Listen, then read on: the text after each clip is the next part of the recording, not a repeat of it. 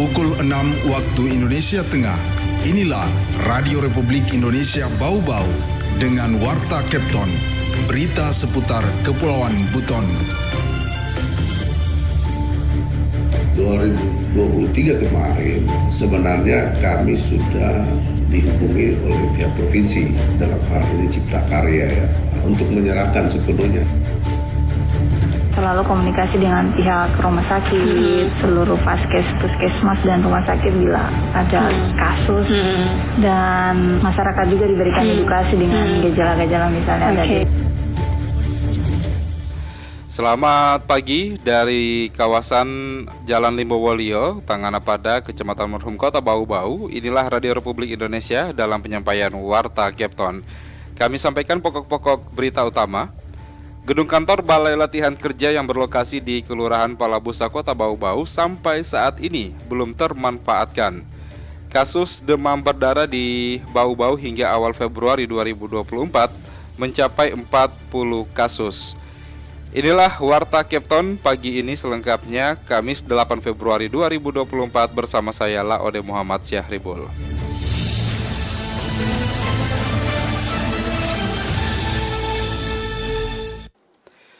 Saudara, kita awali berita yang pertama. Gedung kantor Balai Latihan Kerja yang berlokasi di Kelurahan Palabusa, Kota Bau-Bau sampai saat ini belum termanfaatkan. Mengenai hal tersebut selengkapnya dilaporkan rekan Afriansyah. 2023 kemarin sebenarnya kami sudah dihubungi oleh pihak provinsi, dalam hal ini Cipta Karya. Gedung kantor Balai Latihan Kerja BLK yang berlokasi di Kelurahan Palabusa, Kecamatan Lealea, Kota Bau-Bau sampai saat ini belum termanfaatkan. Padahal gedung 2 lantai itu telah rampung dibangun pemerintah provinsi Pemprov Sulawesi Tenggara sejak akhir tahun 2022. Kepala Bidang Penempatan dan Pembinaan Pelatihan Tenaga Kerja Dinas Tenaga Kerja Kota Bau-Bau, Masful Zidi Ibrahim mengatakan, gedung tersebut belum dimanfaatkan karena Pemprov Sultra belum menyerahkan kepada pemerintah Kota Bau-Bau. Ia mengaku tidak tahu pasti sebab gedung tersebut belum diserahkan. Padahal awalnya penyerahan direncanakan akhir tahun 2023 lalu, namun tidak terrealisasi. 2023 kemarin sebenarnya kami sudah dihubungi oleh pihak provinsi, dalam hal ini Cipta Karya untuk menyerahkan sepenuhnya itu bangunan itu. Tahun 2023 itu karena ada rencana penyerahan itu, maka program kami dari Dinas Tenaga Kerja ini untuk BLK kami memperkuat lagi data-data dukung dukung kayak master plan untuk pengembangan FS-nya, feasibility study-nya, karena rencana penyerahan memang kita harapkan akhir 2023, namun sampai saat ini belum terjadi. Karena itu pihaknya berharap tahun 2024 ini Pemprov Sultra bisa menyerahkan aset tersebut kepada Pemkot Bau-Bau agar bisa dimanfaatkan sebagai tempat pelatihan kerja. Masful juga mengatakan sebagai bentuk keseriusan memanfaatkan gedung BLK, pihaknya telah merampungkan data-data pendukung seperti studi kelayakan dan rencana induk untuk pengembangan BLK, diantaranya pembangunan sejumlah workshop atau gedung pelatihan. Di samping itu, Disnaker Bau-Bau juga telah menyiapkan listrik dan air di gedung tersebut, sehingga ketika diserahkan sudah akan langsung dimanfaatkan. Reporter RRI Bau-Bau, Afriansa, melaporkan. Kasus demam berdarah di Kota Bau-Bau hingga awal Februari 2024 mencapai 40 kasus. Jumlah tersebut meningkat dibandingkan dengan tahun 2023 lalu. Selengkapnya dilaporkan reporter RRI Bau-Bau, Waode Nurliani. Sampai hari ini kita sudah mencapai 40 kasus untuk Kota Bau-Bau. Kewaspadaan terhadap penyakit di musim hujan patut menjadi atensi seluruh pihak, salah satunya penyakit demam berdarah. Belum genap 2 bulan, Dinas Kesehatan Kota Bau-Bau sudah mencatat 40 kasus menyerang masyarakat di awal tahun 2024. Jumlah kasus cukup meningkat dibanding tahun 2023 lalu dan beruntung pasien demam berdarah yang dirawat di rumah sakit dan puskesmas tidak sampai meninggal dunia. Kepala Bidang P2 Dinas Kesehatan Kota Bau-Bau, Yuslina, menyebutkan kasus demam berdarah paling banyak menyerang anak-anak dan usia produktif. Sebaran kasus DBD paling tinggi di Kota Bau-Bau di wilayah perkotaan yang padat rumah penduduk, khususnya permukiman dekat timbulan sampah dan drainase. Kami pelaksananya itu selalu komunikasi dengan pihak rumah sakit, seluruh vaskes, puskesmas dan rumah sakit bila ada kasus, dan masyarakat juga diberikan edukasi dengan gejala-gejala misalnya ada DBD seperti apa, segera ke fasilitas pelayanan kesehatan terdekat di puskesmas atau di rumah sakit. Justina memprediksi puncak tertinggi kasus demam berdarah dimulai Januari hingga Maret, kemudian biasanya melandai di pertengahan tahun dan meningkat kembali saat November. Untuk itu dirinya menghimbau masyarakat terus meningkatkan kebersihan lingkungan, mewaspadai penyebaran demam berdarah dengan pemberantasan sarang nyamuk serta perilaku 3M+. 3M+ dimaksud pertama menguras dan menyikat tempat penampungan air, kedua menutup tempat penampungan air, ketiga memanfaatkan atau mendaur ulang barang bekas serta mencegah gigitan dan perkembangan nyamuk. Mulai dari kita masing-masing dengan hal-hal kecil. Ayo bersihkan lingkungan secara teratur, minimal seminggu sekali.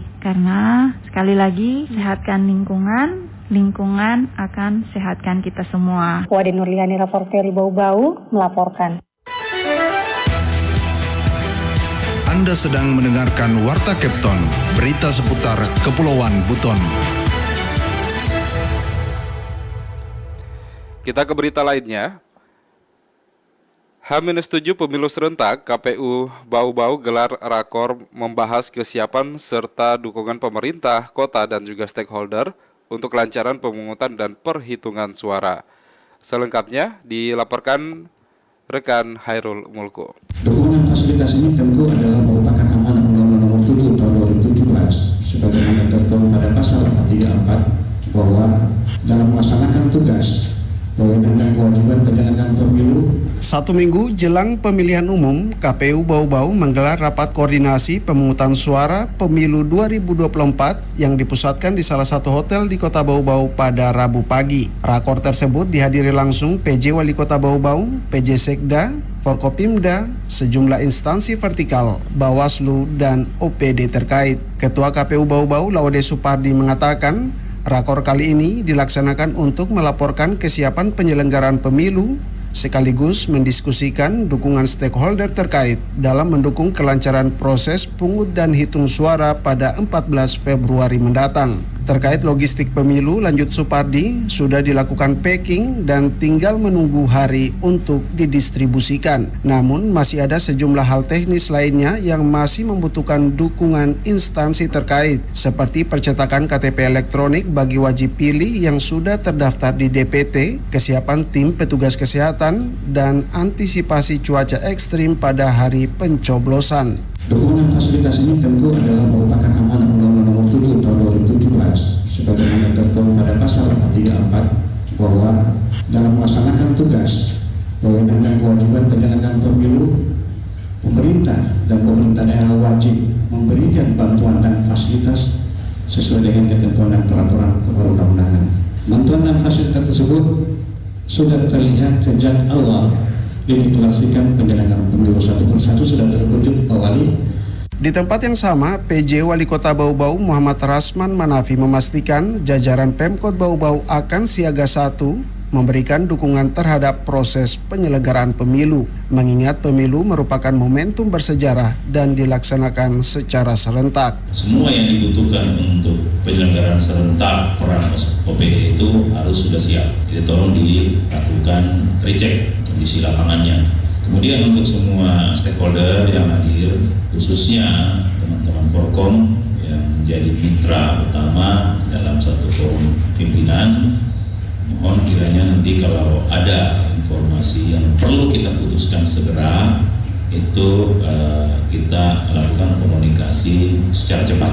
Jadi mungkin bagus inisiatif untuk melakukan komunikasi. Pada pelaksanaan rakor ini, KPU menyerahkan dokumen pindah memilih PJ Wali Kota Bau-Bau. 14 Februari nanti, PJ Wali Kota Bau-Bau tercatat memilih di Kelurahan Wale yang TPS-nya tidak jauh dari rumah jabatan. Reporter RRI Bau-Bau, Hairul Mulku, melaporkan. Kita ke berita yang terakhir. Menjelang pemilihan umum atau pemilu 2024, Lembaga Pemasyarakatan Lapas Kelas 2A Bau-Bau terus meningkatkan sinergi bersama Komisi Pemilihan Umum KPU agar seluruh narapidana atau napi dan tahanan dapat menyalurkan hak pilihnya. Keduanya melakukan proses verifikasi data daftar pemilih tetap atau DPT dan daftar pemilih tambahan atau DPTB bagi napi dan tahanan. Kasih Binadik Lapas Bau-Bau Nur Aksa menjelaskan pelaksanaan verifikasi data merupakan upaya lapas dalam mendukung pelaksanaan pemilihan umum dan menjaga keakuratan data pemilih di lingkungan lapas. Diketahui dari 500 napi dan tahanan, terdapat 398 narapidana yang masuk dalam daftar pemilih tetap atau DPT. Sisanya tahanan yang masuk daftar pemilih tetap tambahan atau DPTB.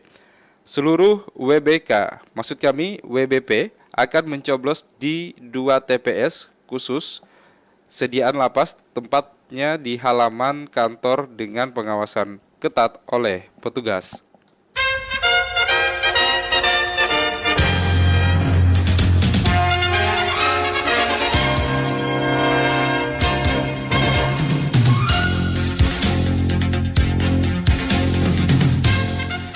Demikian penyampaian Warta Kepton pagi hari ini, dan sebelum berpisah, kembali kami sampaikan pokok-pokok berita utama.